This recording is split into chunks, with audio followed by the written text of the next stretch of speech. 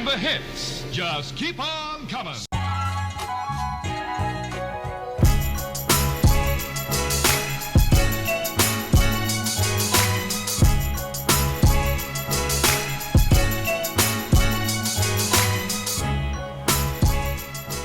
What's up, everyone, and welcome in for a very special edition of Swiss Cheese and Beats. We're not going to call this episode 5 because it's not episode 5, so we'll call it episode 1 of the special edition series. My name is Daniel Ascari. If you have yet to do so, please make sure you subscribe to the channel below. We are just a few subscribers away from having our very own, very cool, super unique YouTube URL, which is way easier to remember than this. So if you have yet to do so, please make sure you subscribe. Also, you can follow me on Instagram at Swiss Cheese Beats.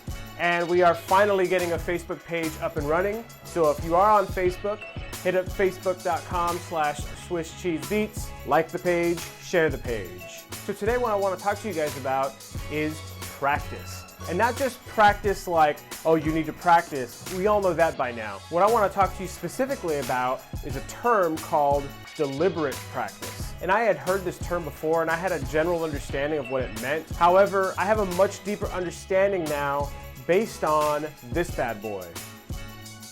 I finished this book late last month, and the premise of the book is what is it that the world-class performers in every avenue, whether it's sports, business, or even music, what is it that separates the world-class performers from everybody else? In this book, Geoff Colvin, who's the author, talks about this term deliberate practice in great detail. He devotes an entire chapter explaining what exactly deliberate practice is, and I want to share those things with you because I think it's going to help everybody get better at a much faster rate. I'm not the first person to say this, I think we all know this, but today information is just coming at us and getting to other people faster than ever before. Not only information, but just life. Everything is moving faster. Just the other day, I ordered something on Amazon, and for the first time, I used the same day delivery, and it got here that day.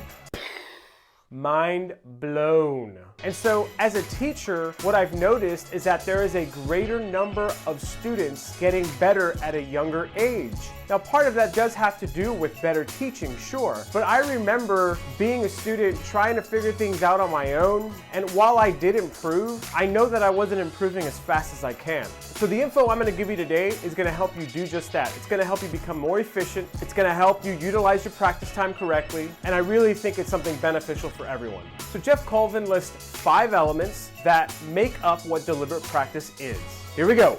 Number 5, it is specifically designed to improve performance. Meaning, before you sit down to practice anything, you have a plan of what you're going to do. Now, who designs that plan is also a critical part of this element. No matter what your experience is, you need to find someone who can design a practice plan for you to improve. Some people are at an experience level where you can design your own practice plan because you've put in enough time practicing. In the book, there is a specific example of this where Chris Rock gets new material together for a 1-hour special, and he knows what he has to do is he has to go around night after night to a bunch of different comedy clubs and test this material out to see what he's going to use and what he's going to discard. But because Chris Rock has been doing it for so long, he's able to design his own specific improvement plan. Not all of us have that experience. So if you don't have that experience, it's important that you try to find someone who can design a practice plan specifically for you.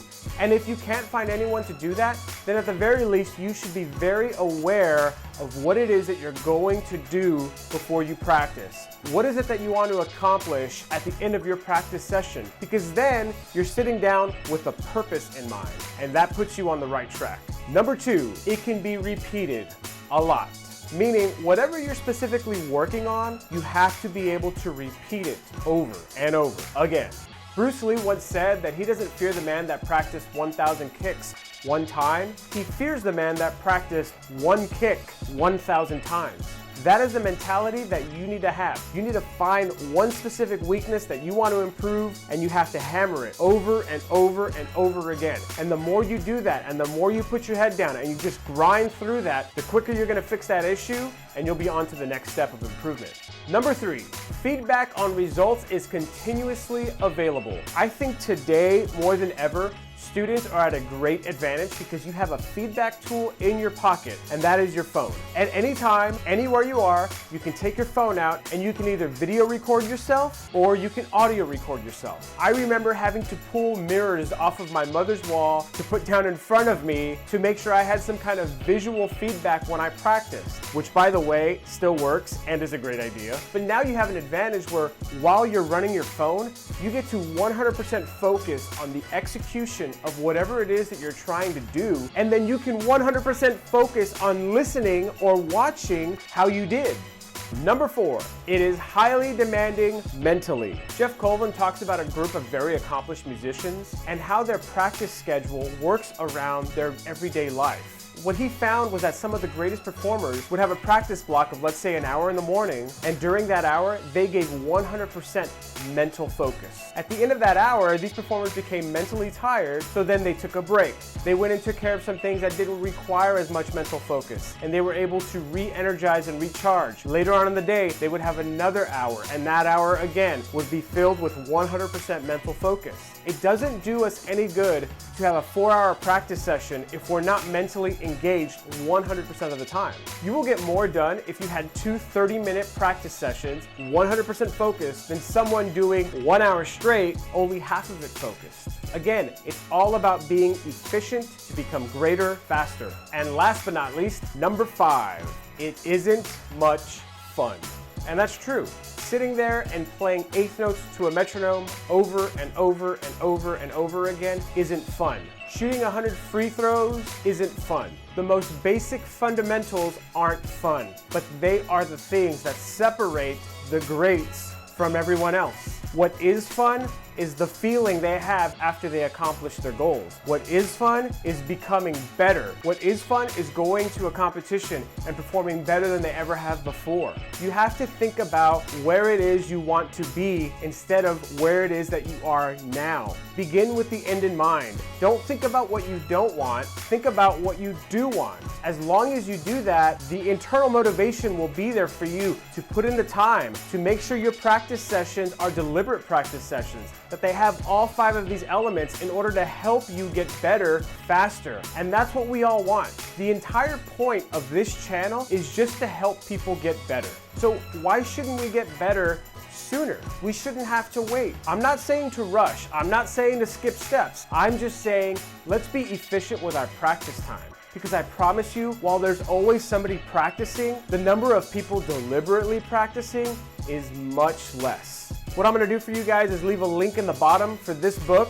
I highly recommend that you pick it up, read it, take notes, think about how you can apply it to what you do. For me, this is a chapter that I had a discussion with my students about. This is something that I take into account when I make my lesson plans for my band or my percussion section. And so please, let's not waste any time with practice that isn't efficient. Let's get to deliberate practice. If you enjoyed this, please be so kind and give us a thumbs up. Subscribe to the channel. Be on the lookout for episode 5 coming your way soon. Thanks so much for tuning in. See you next time.